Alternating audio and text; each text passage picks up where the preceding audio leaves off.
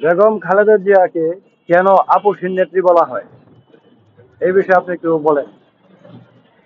আসলে আমি বাংলাদেশের ইতিহাসের পাতা থেকে কিছু বলি।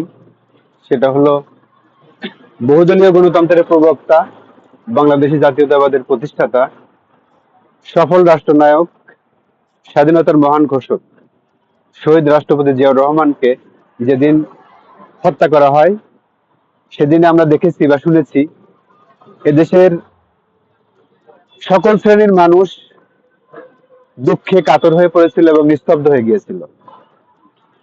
তারই সহধর্মিণী, যিনি অতি অল্প বয়সে স্বামীহারা হয়েছিলেন,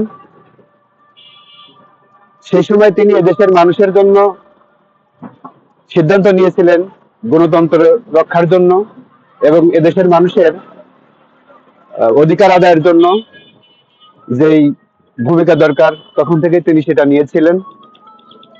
পরিশেষে আমরা দেখতে পেরেছি যে স্বৈরাচার শেখ হাসিনা অবৈধভাবে ক্ষমতায় আসার পরে শহীদ শহীদ জিয়া পরিবারের উপরে যেভাবে অত্যাচার নির্যাতন চালিয়েছে, সেই নির্যাতনের পরিপ্রেক্ষিতে তিনি বিনা কারণে তার জেল দেওয়া হয়েছে, তিনি কারাবরণ করেছিলেন।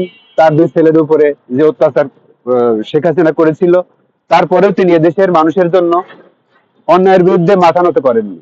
এটা একটা কারণ। তিনি তার ডিসিশনে সবসময় অটল থাকতেন, যার কারণে আজকে আমরা দেখতে পাচ্ছি যে তিনি অসুস্থ, তিনি হাসপাতালে ভর্তি।